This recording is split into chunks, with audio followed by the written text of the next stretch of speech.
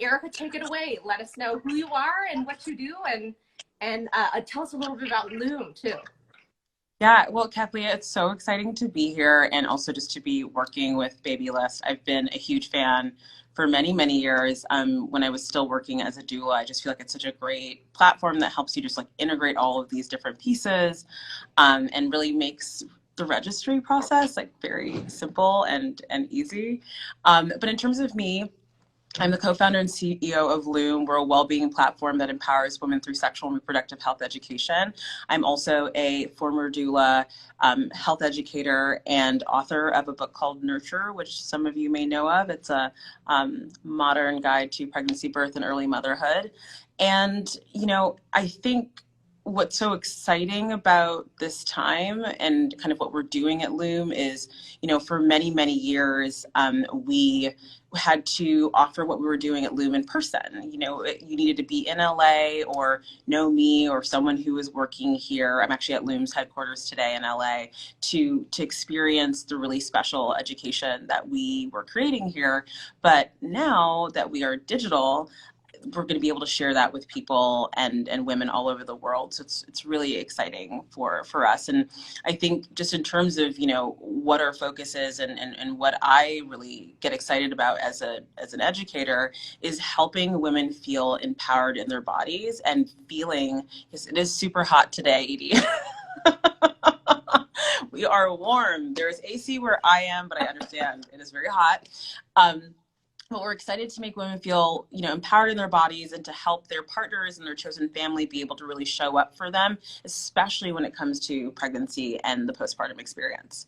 Amazing. And we're so lucky to have snagged you at such a great time. I know the Loom Pregnancy and Postpartum Program just launched at loomhq.com. So that's an affordable program that anyone can access.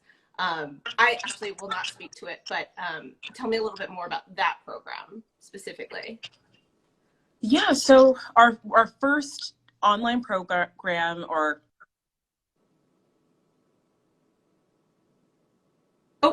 Okay. There you go. There you go. Yeah, so our first program is our pregnancy and postpartum program. It's $90, and it is essentially something that can be with you from that first positive pregnancy test right through the first few months postpartum. Really what we found when we looked around the space in terms of education is that everything felt kind of segmented and broken up, and we really wanted to be able to just stay with you through the entire process. So the class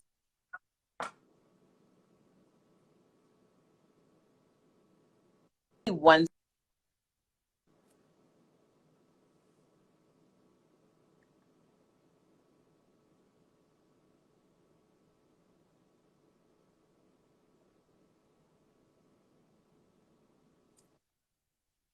I tell you, like, the past week, like everything technological has been like not working so well.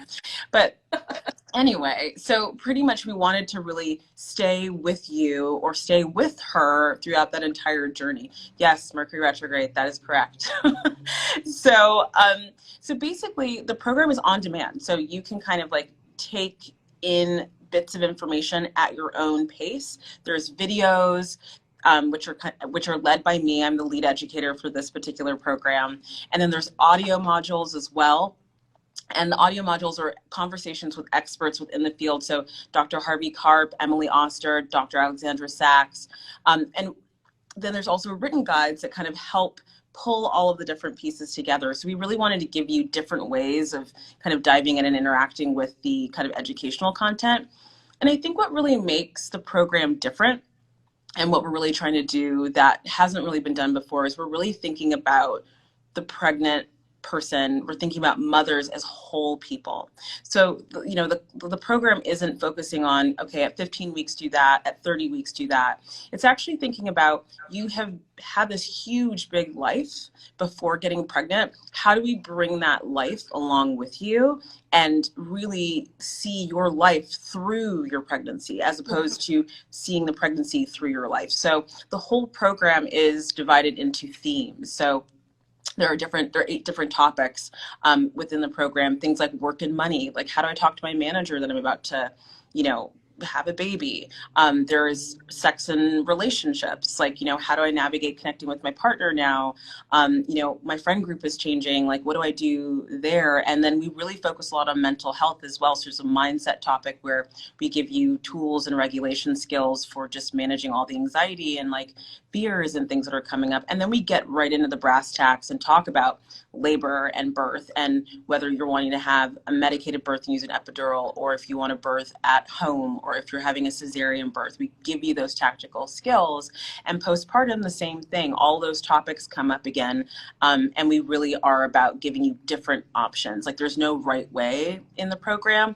We're not about only breastfeeding or only formula feeding or unmedicated birth or medicated birth. We show you all of those options, and we really give you a language to talk about it with the people in your life so that you feel really confident and feel a sense of like, okay, I know what I'm doing. I know what feels good for me. And here's how I can talk about it with the people that I love. And even beyond the people that you love, we also give you skills to talk to your care provider. One of the things that we often would hear all the time at Loom, and I would hear, as a doula over the years, is like, I like my doctor or I like my midwife, but like, I don't know if they're listening to me. And like, I really feel like I'm trying to get this across, and that's not really working. And so, there's a whole topic on negotiation and advocacy in the program to teach you like how to talk to your care provider to say, okay, let's say, you're 40 weeks and maybe an induction is on the table. How do you kind of optimize and soften that roadmap for yourself? Instead of just saying, okay, like, I'm just going to get on board and do it. Yes, that's what you might need to do. But, what's the best time to have an induction? Like, oftentimes they'll give you like, come in at like 2 a.m. and we'll get things going. That's a terrible time to go for an induction. Like, you actually want to go in like, earlier in the evening as possible. And that's like a very small kind of example of the type of granular, specific kind of tools that we're kind of helping women develop so that they can have like a more supportive, experience through the whole process. I love that. That's amazing. I think that leads right into like the overarching question / theme of this is, should I take a birth class? So, often you'll kind of hear, motherhood, parenthood is instinctual. Your body knows what to do. You've got this. You can just go with the flow, go with it. But what do you think? Do parents really need to take a birth class? What are some of the things you hear from people as to why they did or didn't take a birth class? Yeah, well, Kathleen, I think the thing that you just said is like so spot on, in the sense that we have this feeling in our culture that it is instinctual, you should know what to do. But that feeling is from a different time. There was a time in our culture where it was instinctual and we did know what to do because we had people in our lives like really walking us through the process. We weren't cut off from birth. We weren't cut off from pregnancy. And so the way that we live now, we don't have that village. We don't have that ability to like, oh, I went to my friend's birth or my cousin's birth or my sister's birth. It's like, there's not as much of that, where like our lives were kind of much more connected to the birthing process. So it's interesting. It's like, as a culture, we're holding on to this idea of what we should know based off something much older, but we're now in a time where actually people don't know anymore. And yet we're still trying to, do that, normal process of like being pregnant and having a baby. And so, the way I feel about just getting educated around birth, whether you take our Loom program or you are working with a doula or you read a book or whatever you're going to do, is we spend so much time in our culture preparing for our driver's license, our wedding, like all this planning and time goes into it. But we don't spend enough time thinking about how we can prepare and plan for having a baby. And actually having an experience that's actually going to feel good for it. And I see the question about like, what could it offer that my doula couldn't provide? And I'll circle back to that question. But I think the idea here is, I think if we could put more effort into learning about the birthing process and understanding the options that are going to be available, and also just what to do in that early postpartum, phase, it would really help support mothers in feeling a sense of comfort. And it would really help solve for a lot of like the the stress that's there. Because so much of what we've realized at Loom is like women feel a sense of fear and stress and anxiety about their birth process and in the postpartum experience because they actually didn't know what to expect. Like one of the things I always say is it's always been so painful for me to hear pregnant moms or shortly after they've had their baby say, I wish somebody had told me about that, you know?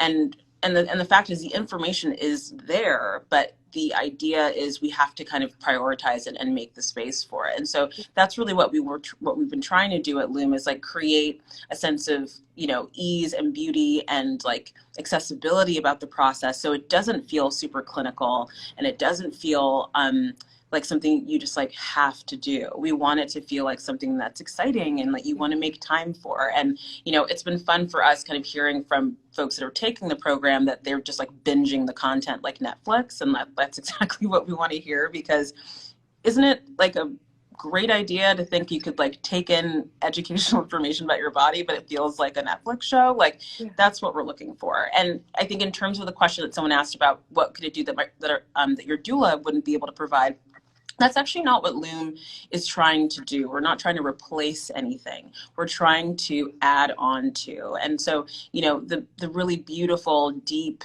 you know, individual connection, one-to-one connection that a doula will provide is not something that Loom is going to take away from. We're going to basically give your doula even more resources, things that you two can watch together, talk through.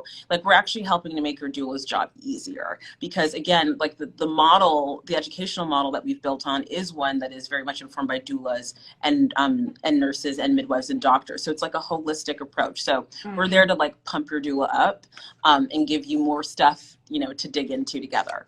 I love that. I reflect on anytime I see around social media, somebody will post that quote of like, it takes a village to raise a child, and all the new parents are like, where is my village? Like, what are you talking about?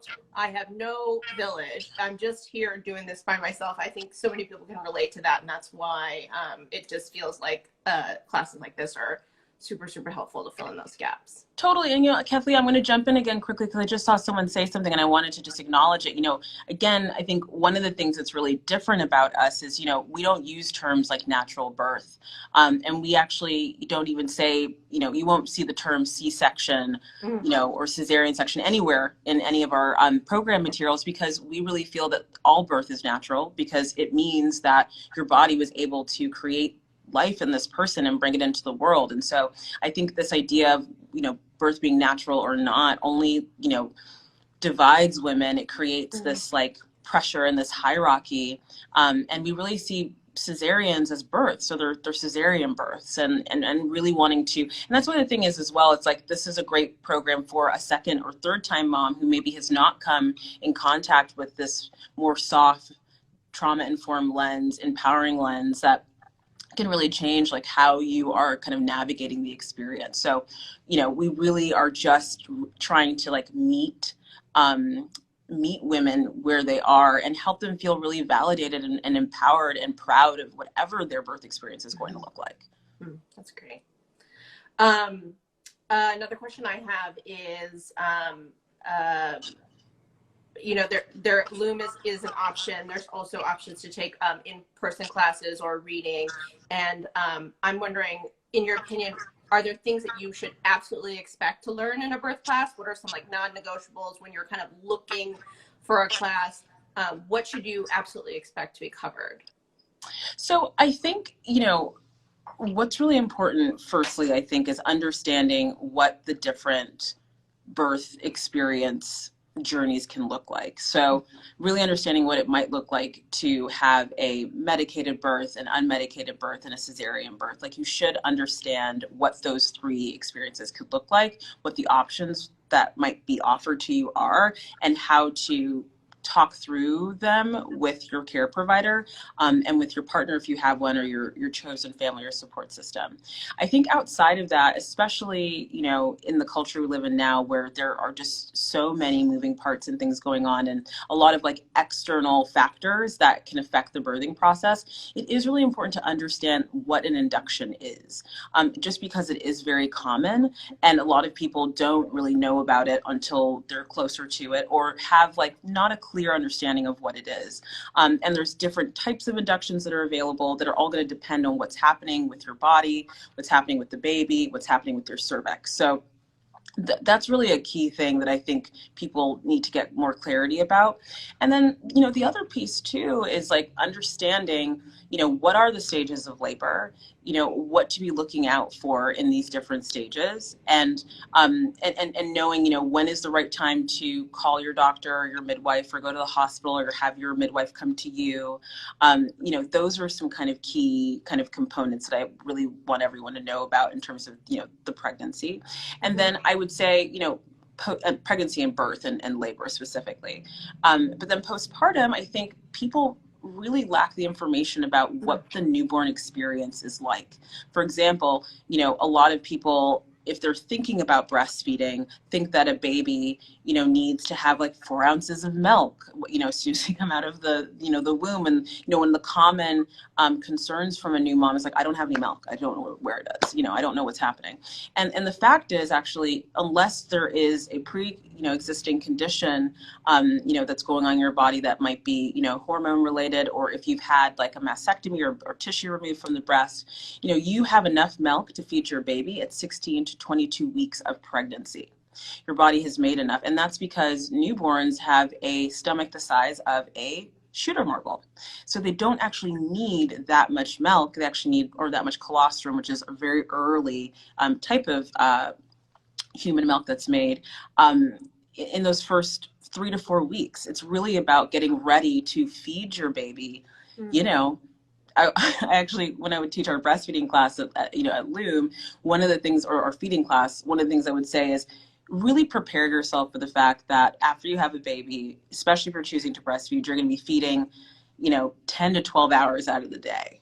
And then outside of just the feeding, then you've got to change the baby, then you got to clean the baby, then you got to soothe the baby and hopefully put them down. And then you got to like recalibrate from that. And then maybe you have some food, maybe you have a shower, maybe you talk to your partner, maybe, and so I think moms don't know that going in, and then they get there and they're just like, what is this? Like, why didn't anybody tell me that, I'm not going to have the same amount of time that I did? And I always say to my moms over the years is like, a good day postpartum is you fed your baby, you fed yourself, you took a shower, and you slept. I'm not even bringing in talking to anybody or like doing anything, just like forget about that. Just, in those first 2 to 3 weeks, like here's what a good day looks like. And I think, if we can, in terms of like the things to know, it's like that is the type of information that you want to have an awareness of. And there are a lot of books now,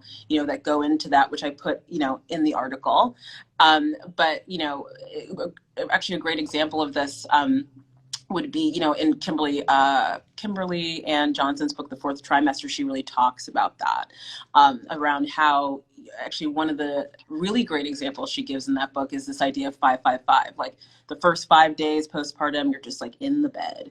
And then the next 5 days, you're like hanging around the bed. And then the following 5 days, you're like hanging around the house. And then like after that, the next 5 days, you can like leave the house. It's like little systems like that that exist in these different, in some of the resources that I mentioned in the article are really helpful. And like if people are needing like, I want data and I want like knowledge around like validating some of this, Emily Oster's 2 books that I brought up as book resources, help there as well in terms of giving you the data giving you data to help you make decisions around like what your birth and also parenting experience can be like. And then the last thing I'll add too in terms of just like other resources, one of the things I put in the article was the Birth Hour, which is this incredible podcast that talks about all different types of birthing experiences, home birth, medicated, singleton births, multiple births, VBAC, so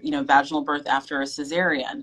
And I do think we learn from hearing other people's stories. Yeah. And so, if you're like, I don't know about a class or a program, I don't have time to read. So Grace, the article is on Babylist. It's called Should I Take a Birth Class? And all of those resources are there. And I'll go ahead and after this live, I'll go ahead and throw both the article and all of these resources that Erica's referencing into our IG stories, so you can easily kind of just swipe up to read all of those, and you don't have to write everything down right now. Yeah. But I mean, just to kind of round out that last piece, I just think, you know, there are different ways to get the education that you need. Mm-hmm. You can start really low lift and just be like, okay, I've got like 30 minutes today. I'm going to throw on this podcast. I'm going to like listen to a birth story. I'm going to see how it lands. And then I'm going to go to the next thing, which might be like reading a book. And then you might feel like, okay, this is feeling really good. I want more. Okay, now I want to take a program. Now I want to like sign up for Loom's class, or I want to take like another class that's out there. And the other thing, because we're on social media right now, I'm like so old, Instagram.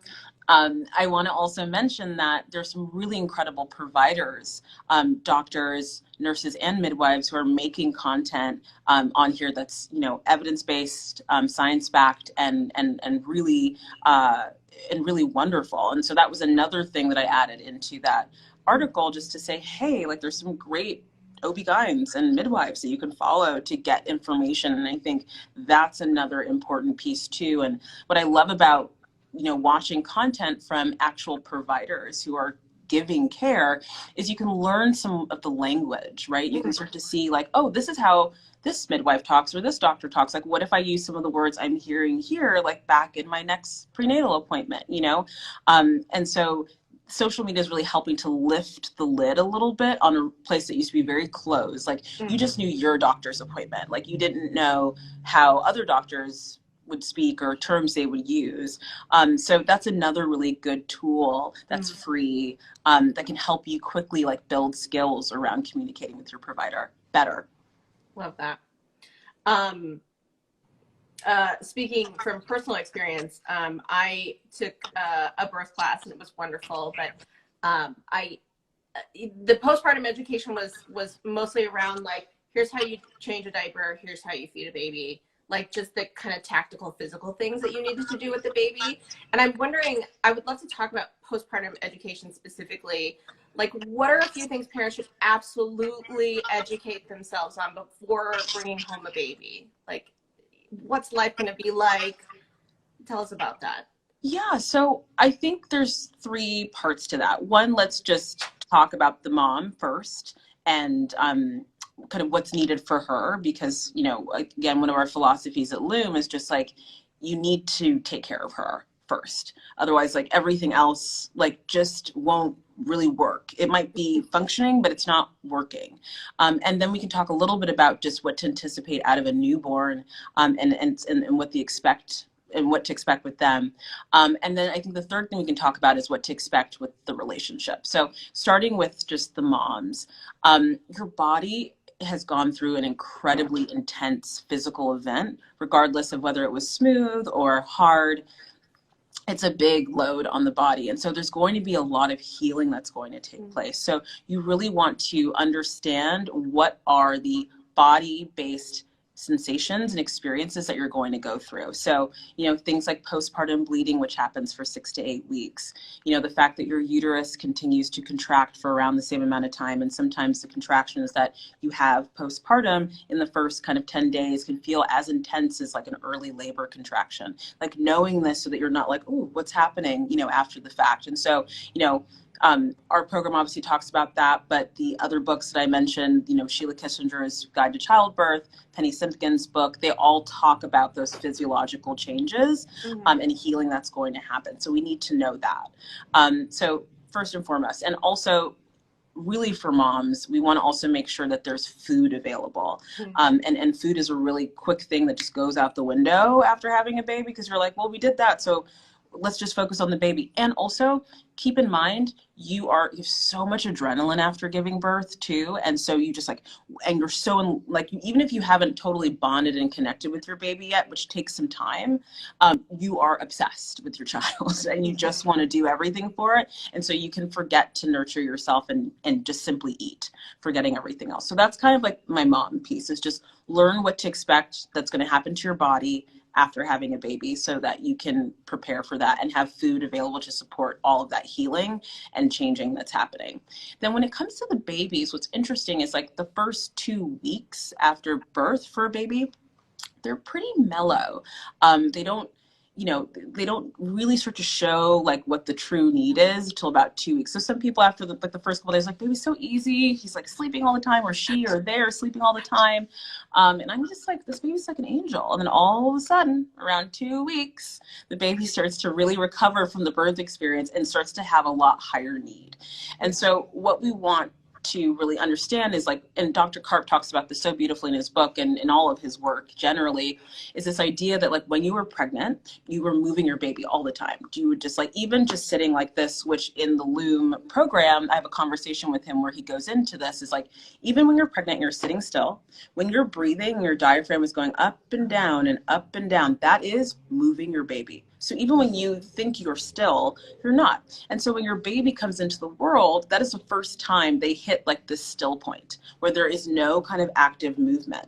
And as they're, and that's a big shock. So like the first couple of days and 10 to 12, 14 days after birth, they're just acclimating to like, whoa, like I'm still all the time. Like this whole environment is very different.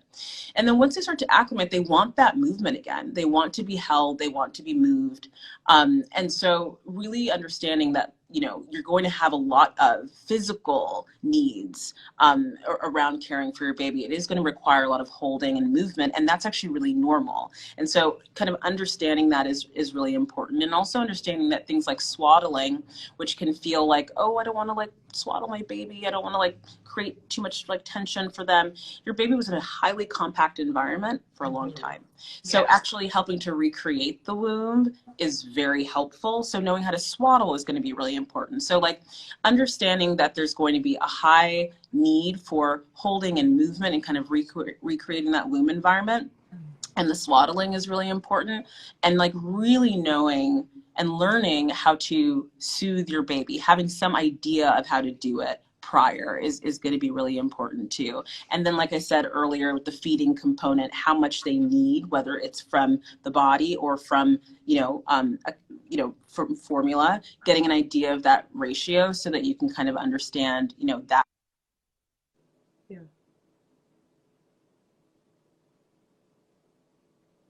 Ooh, Erica, I think your audio's cut out.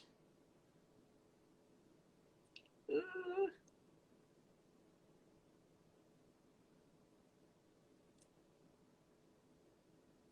Hey, can everyone hear Erica, or is it just me?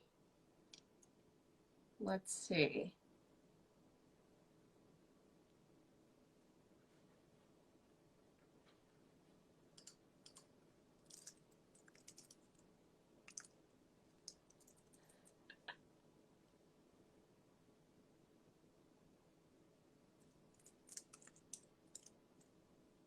Let's see. Can you hear me but not Erica, or can you hear nobody? No. Oh, there. Now I can hear. Okay. I'm back. Okay. I tell you. Okay, I'm here.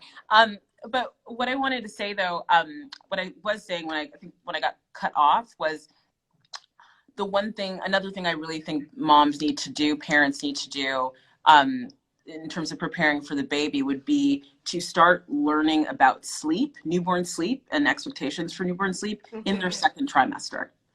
Like that's when you start learning about sleep, not when the baby's here. It's too late. It's too late. When the baby's here, look, you do your best, you figure it out, but it's not going to work as well. Because the thing is, when your baby is here, you are negotiating like so many other things, and also you are like deeply connecting with your baby too. And so it can become harder to like implement some of these routines and understand like what that can all look like. So learning about sleep is a great thing. And actually for partners, it's a great thing to give to them, to be like, okay, you read the sleep book, you put it into Cliff Notes, you teach me about sleep, we talk about sleep together. Because, as a new mom, you're really tired, and the person who you're in partnership with, regardless of whether they're male, female, non-binary, didn't just have a baby. So they're going to have a little bit more kind of mental bandwidth to be like, okay, like it's time to try and put the baby down. Like this is the rhythm we're going to be getting into, and can help kind of tag team with you about that. So learning about sleep ahead of time is super important, and then having really good expectations for like what your baby's needs are going to be, you know, ahead of time. And then the last thing in terms of just like relationships, which is something we talk a lot about in our pregnancy and postpartum program, is that when you have a baby, especially if you're choosing to, you know, feed your baby from your body, you're getting a certain kind of cadence of hormones, flow of hormones in your body that do two things. One, it helps you to continue to make food for your baby from your body, but it also soothes your need for extra touch and like extra outside connection beyond the baby. Mm-hmm. And so really when you're in a partnership, you and your partner really need to be prepared for like what your, you know, physical and like sexual relationship will look like, you know, for the first, you know, 3 to 6 months, even up to a year, especially if feeding, you know, if breastfeeding or feeding with your body is continuing because of that hormonal flow that's going between you and the baby, specifically oxytocin.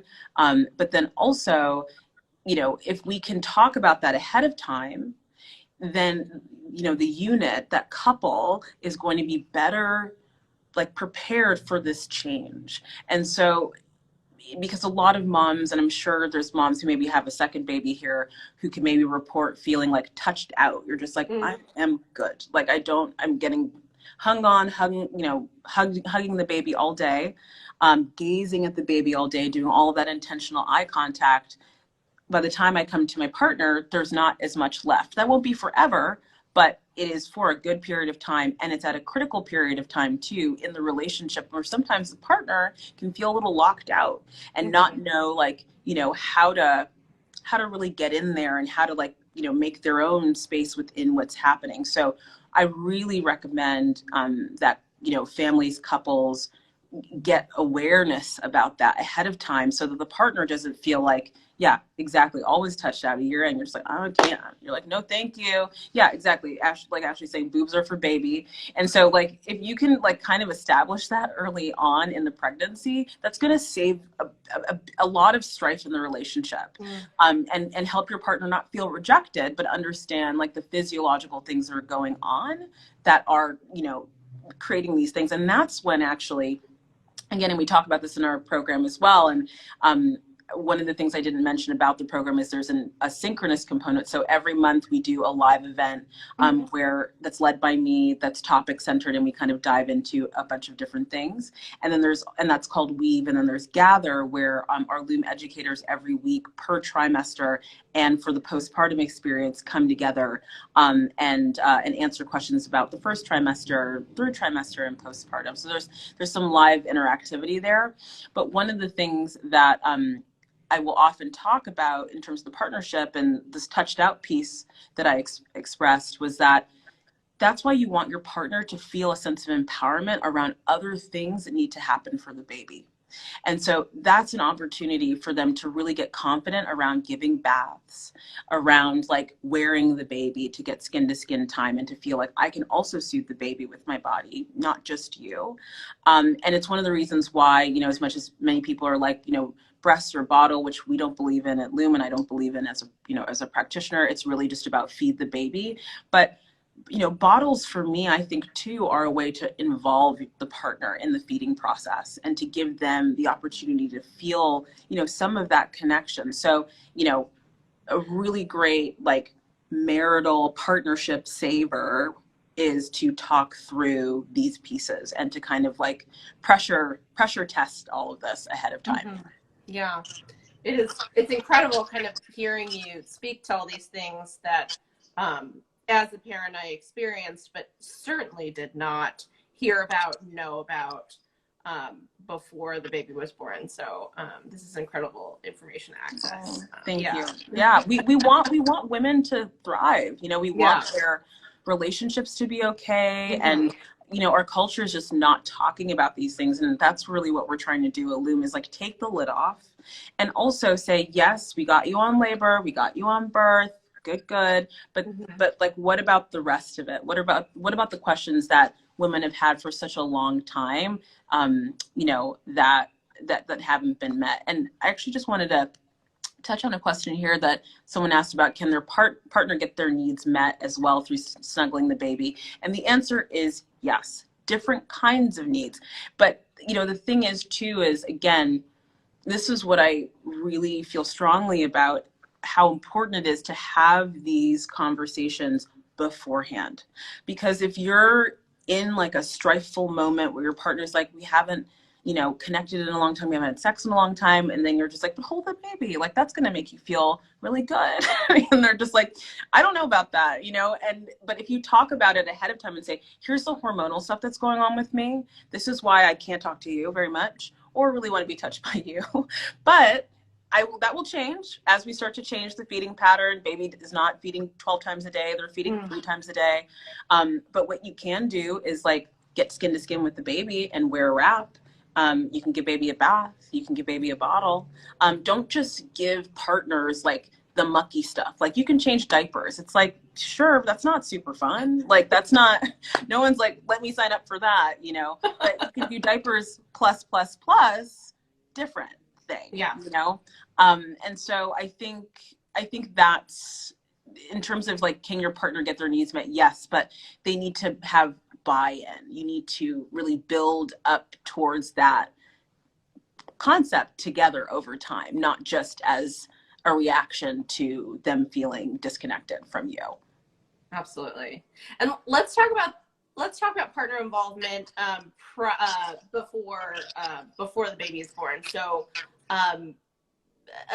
with the Loom program or with birth classes in general, like what are the opportunities for partners to get involved? You know, are they welcome? Oh yeah, definitely. Do you speak to partners in your classes? How does that work? Totally. So partners are completely built into the process. Actually, in the program, there's a little icon that shows you that this particular video, audio, or written guide is going to be great for your partner or your chosen family. So we've really built them in. But at the same time, something that we feel really strongly about at Loom is that we need to center women. You know, women, cis-bodied women are still in a really difficult place. You know, there's not a lot of resources that speak to like the full holistic need that they have. And so we involve partners, everything is on view for everyone to take in. But even in that, we are still centering her and centering your needs and helping your partner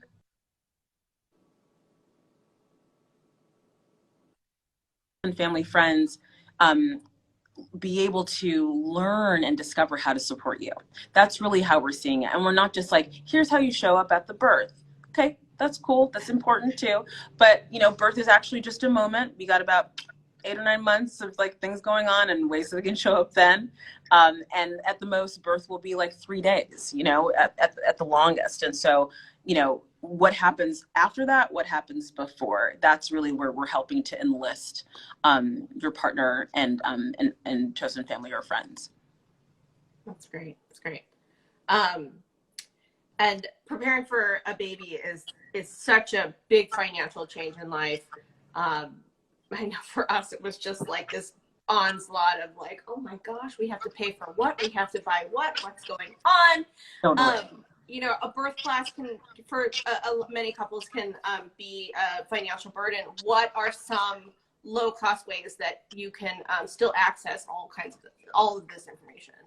Yeah, and you know, one thing I'm going to say too, before I even go into some of those options, was that in our program there is a work and money section where we talk about like, what are the narratives that we have around money? How is that impacting this transition into parenthood? Because money is a point of, you know, friction typically in a relationship. So like getting clear about our money stories does help just like smooth the process along, especially if you're like, I want to go on a baby moon, and your partner's like, but you also want to have a shower and you also want to, you know, get like a whole new kit together for the baby's room. Like, what decision are we going to make there? You know, and so giving people tools to kind of speak through that.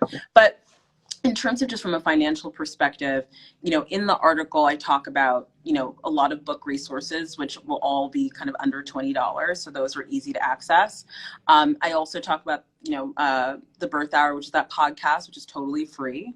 And then some other websites that are there are Droplet, which is a Stanford University website that talks about just the first kind of few weeks of the feeding experience if you're choosing to feed your baby with your body. That's super informative, evidence-based, tactical, everything from like hands-on pumping to like what to expect from colostrum.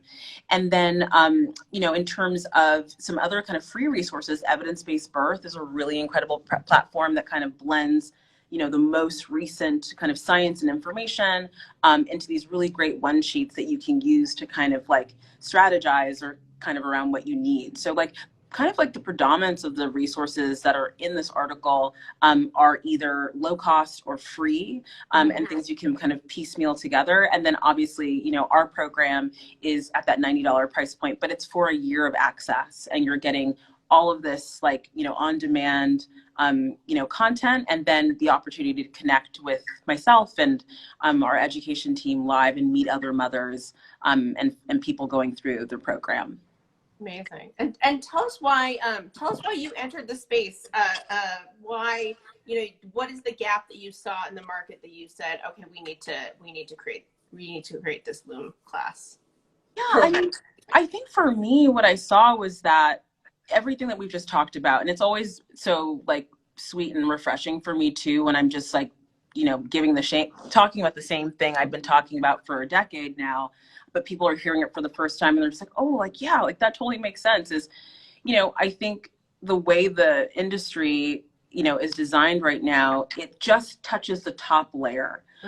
It doesn't go into the depth of experience and like the richness of the experience of a woman or a person moving through this time. And what I've gotten to see over the past 10 years working as a doula, working one-to-one up close to everyone from, artists to homemakers to CEOs to like scientists that are pregnant and having babies, is that there's like a very deep, profound change that's going on. And, you really bring, the whole of your life experience to your pregnancy. So if you've struggled with like asking for what you need, you're probably going to continue to struggle with that in your pregnancy.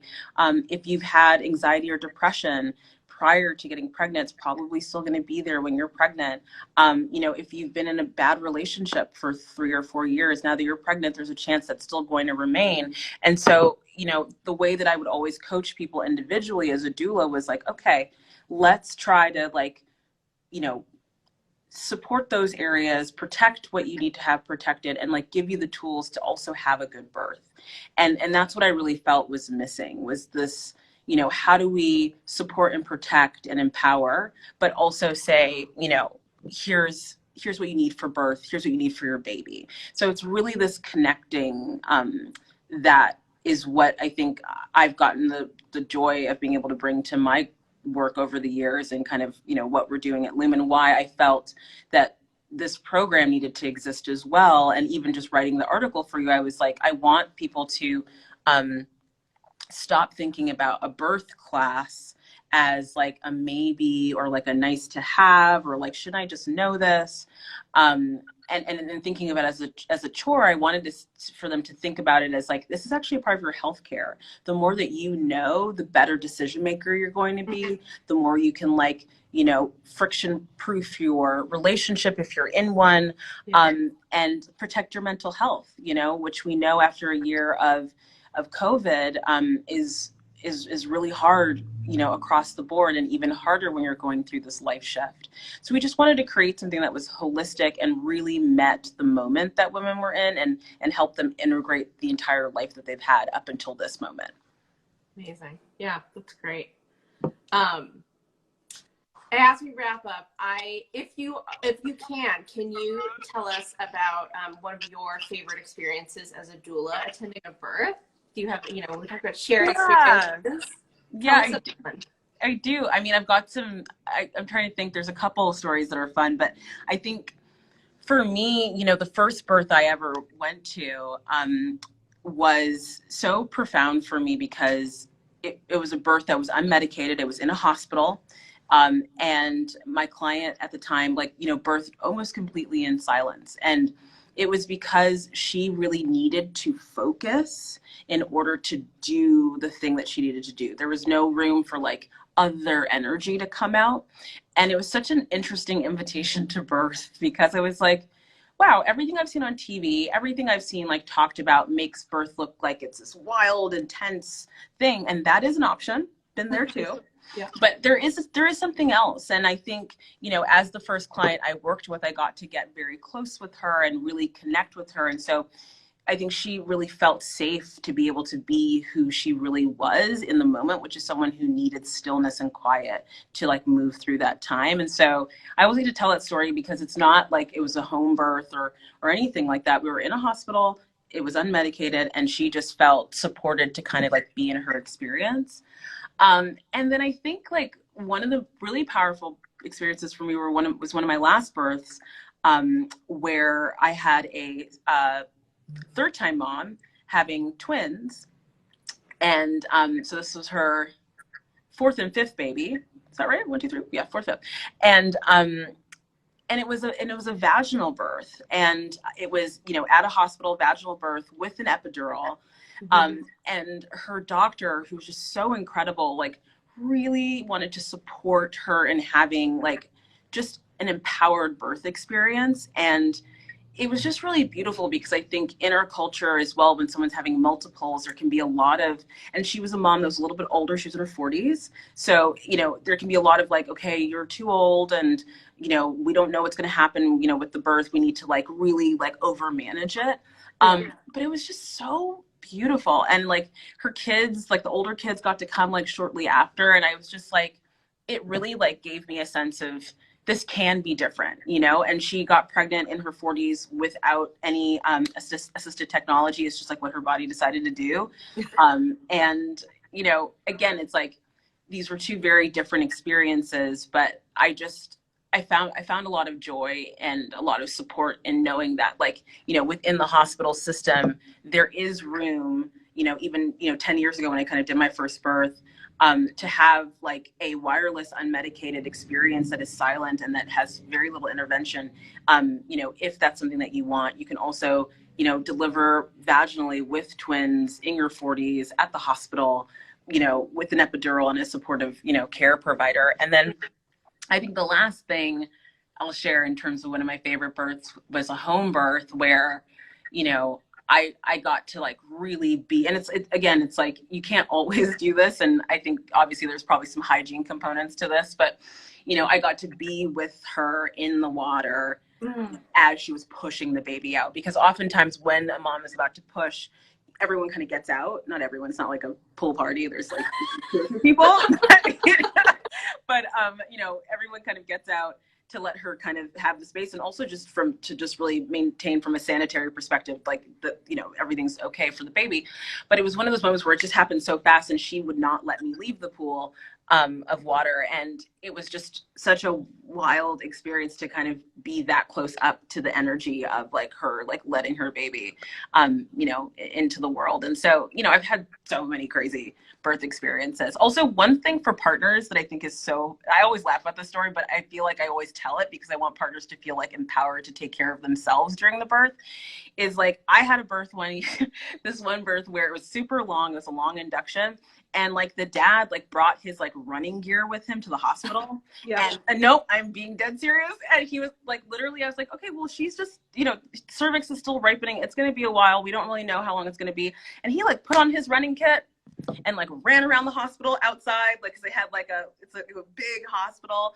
So he went on a run and he would come back, take a shower, change into other clothes, and like keep going. And like, I think he did like 3 or 4 runs over like the 72-hour induction we were in. And I just was like, this guy gets it. He was like, I'm going to bring my things. Like, I'm just going to like, you know, so I think it's important to, you know, again, when you know how long an induction is going to be, you can actually pack accordingly, and not just for the mom, but also for like the partners. Cause like some guys, you know, are just like, I'm busy, I need to keep busy. And, you know, it's a way for them to manage their stress too, because it is a high intensity experience for them as well, even though they're not pushing out a baby. So I think like, those are some of my stories. I love that. Yeah. That's so great. That's so great. A couple questions came in. One, Fran said she wishes this was recorded. I'll make sure to put this on our IGTV afterwards, so Sure. you can watch beginning to end, no problem. Erica, are you on Clubhouse? You know, so funny. I think what's coming out of this conversation is, yes, we already are. We have a room on Clubhouse. If you look up Loom, we're there. We've been ideating on like how all of that is going to work. But, you know, this lady likes to gab, and I love to answer questions and hear what people kind of are needing and thinking. So this definitely, maybe that's something we can talk about, Kathleen, is like maybe we can kind of collab, you know, Babylist and us on Clubhouse in some one way or another. But yeah, I think that is a place that we're going to be going. I love that. We're not there yet, but we are Clubhouse curious. So. Yes. I'd love to hear that. Are you still a practicing doula? No, I am not. I have been retired now for over a year, maybe a little bit more. But we are very still supporting the doula community, like, you know, through this new platform. That's great. And then last question, do you have any specific book recs for partners? Yes. And you know what's interesting is, and this is a little bit of an unformulated thought, but I'm going to say it, is that I think there are partner books that are out there, like, you know, The Expecting Father and all of these different kinds of books, especially if, you know, there's a lot of books out there, especially if you're in a hetero relationship. But what I actually want to suggest is that partners actually just read the same material. And the reason for that is, like, it helps you develop empathy for what's going on. You don't actually need to be 26 weeks reading the second trimester section of my book to be able to benefit from what's there. So I think it's really about reading the books that your partner is reading and being able to kind of like come to your own conclusions through that. That said, though, there is a book called The Birth Partner that I really love that's written by Penny Simpkin that I actually didn't put in the article, but maybe we can add it just as like a partner resource that I think is really great. And it talks about, again, how to show up at the birth and also just kind of how to show up like during the kind of latter part of the pregnancy. And then I would say too, like the fourth trimester would be a good book for partners to read. Crib Sheet would be great. Expecting Better.